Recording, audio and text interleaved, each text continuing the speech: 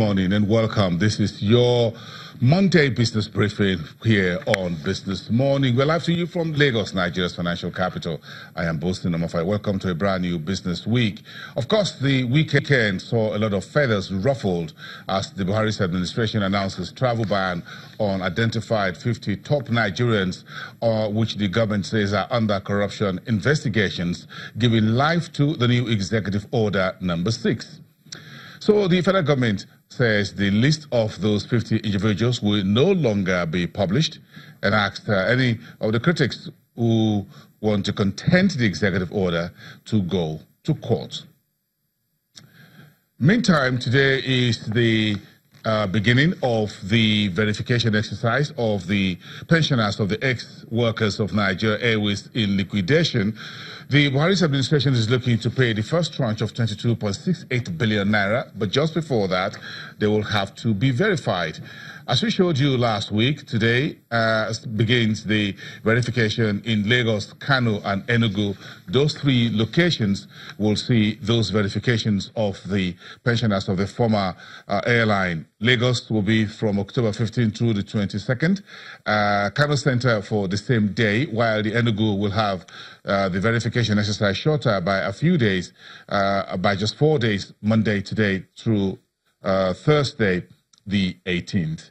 The verification exercise, according to the Ministry of Finance, will include pensioners providing relevant documents, and they're expected to have their biometric data captured with specific dates to be indicated to each of the pensioner. Now moving to the power sector. The federal government says it's planning to do what you call the performance review of 11, now 10 energy firms that were privatized in November 2013. Why are they 10? Yes, Yola Power Distribution Company has since returned its license to the government and says the business is no longer viable. So we now have 10 entities that were created out of the former Power Holding Companies of Nigeria, PLC, or the PHCN. That 5-year business is now entering the final year phase. So the agreements that were signed by the new investors in conjunction with the Nigerian government, which makes Nigerian government the part owners of those 10 entities, will expire in December 2019. The BP Chief Executive Alex Oko says the review, which will be done before the end of next year, was to determine if the set targets specified in the agreements have been met by the DISCOs. Okay, let's have more debt. Of course, that's something like what the Honorable Minister of National Budget, Udo Udoma, says. He says Nigeria is not in any debt risk situation, and the country has enough headroom for more debt. That's part of what he told international investors, just as the World Bank IMF annual meetings in Bali, Indonesia, were concluded on Sunday. Meantime, the Central Bank Governor, Godwin Emefiele, says the stable exchange rate is currently the best choice for Nigeria against holding a higher FX reserves. Mr. Emefiele says we are in a period where it will be difficult to talk about building reserve buffers. It is a choice we have to make. Mr. Emefiele says the choice for Nigeria is to maintain a stable exchange rate so that businesses can plan and we do not create problems in the banking system. That's our Monday business briefing. There's a lot more within the hour on the program. So let's get a bit of a sense of one of the big economic data on the calendar. This week, tomorrow, the Bureau of Statistics is expected to release its monthly inflation data, this time for the month of September. So let's get the countdown to that. And ahead of that release, Financial Derivatives Company is forecasting headline inflation will go higher to 11.53%. Let's get Bismarck Rewane, who is the Chief Executive Officer at Financial Derivatives Company and Channel Television Economic Consultant, to give us his first word just 24 hours before that numbers hit the street. Mr. Rewane, good morning. It's a big executive time, so we understand. Thank you very much for finding time to be here. So very quickly, what's your outlook on the new CPI? Well, we think it's going to come in at about 11.53, give or take margin of error, the normal margin of error. However, what it means is that if our forecast is accurate, then it will be the second consecutive month of an increase in annual inflation after 18 consecutive months of decline.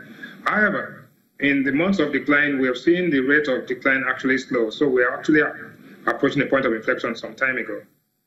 But really, the threat of rising inflation becomes all the more potent because of the minimum wage negotiation, because of money supply growth, and because of more than anything else, the price of diesel has gone from about 205 naira per liter to 253 naira per liter on the streets, and that drives logistics and distribution costs.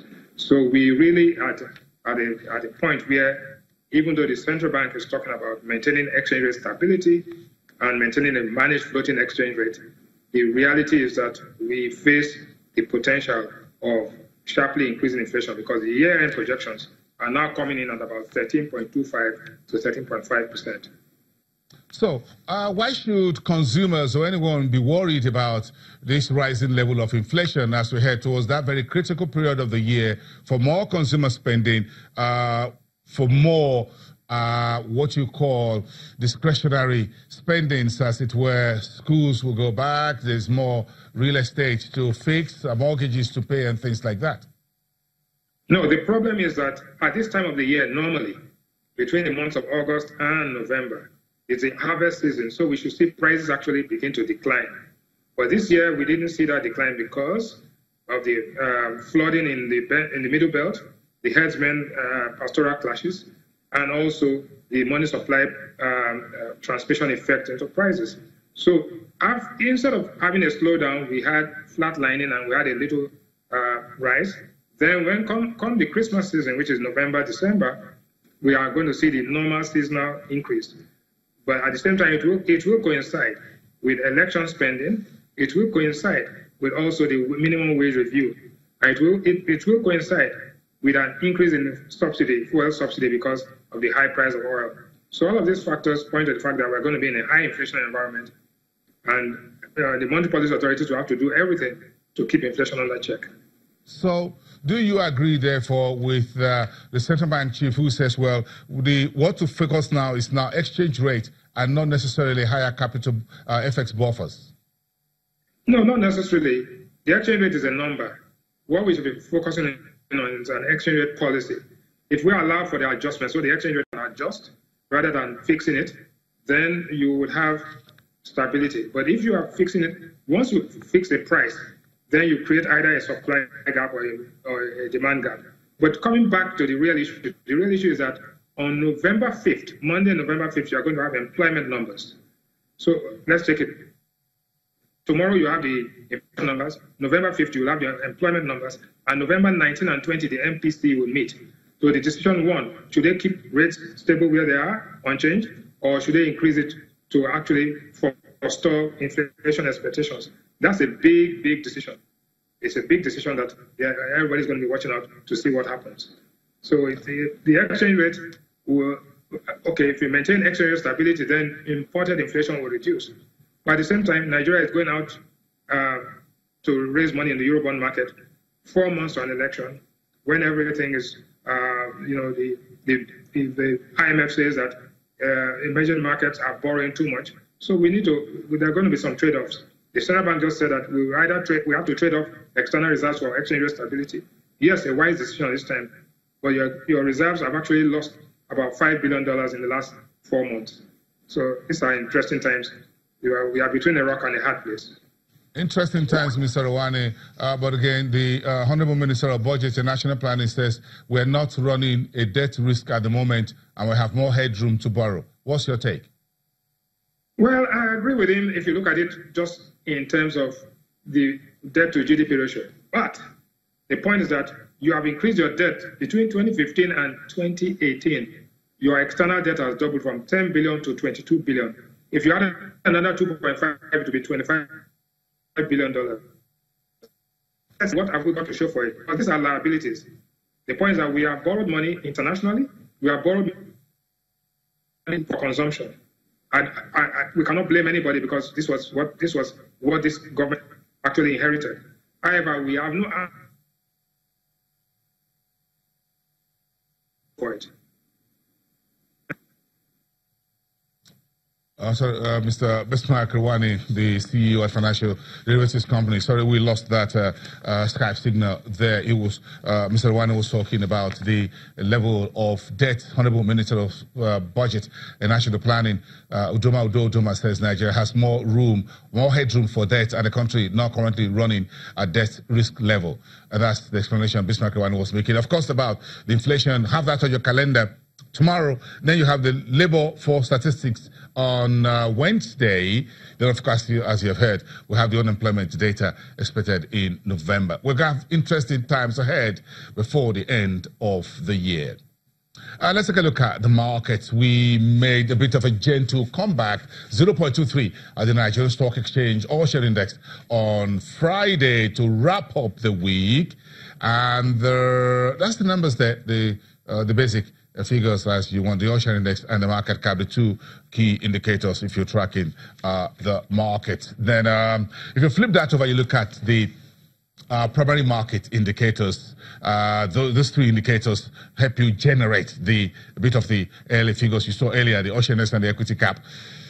So, less than 1 billion shares. Yes, very weak volume all through the week. On average, 125 million shares. So, that's a little bit consistent with what we've seen in the last couple of weeks. But in Naira value, that tells you this big story of what we often describe as bargain hunting, close to 10 billion Naira in 14,000 transactions. Investors were really quite active at the marketplace last week. Check the Custom Street key 5 sectors for you. Here they come. That's the banking sector. About 1% gain as we getting into the new earnings seasons. Consumer goods lost about 0.75%. Industrial goods hold on to 0.33%. The insurance lost most heavy, 1.71%. Oil and gas, about 1% in negative territory. Of course, the earnings from corn oil, the energy trader came in a bit late on Friday. The oil company reporting 226 kobo as its earnings per share for third quarter 2018, much better than the figure reported in the same period for last year.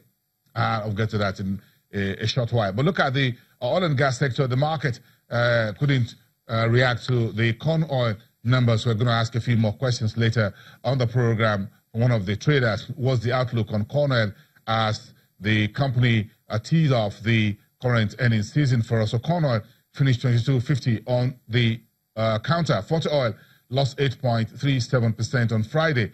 Wando pulled in 1%, which was not strong enough, but strong enough for the stock to cross to 5 Naira, 5 kobo per share. The rest were largely unchanged until you get to Japol, that ramped up 4.235% on Friday, finishing off 24 kobo on the counter.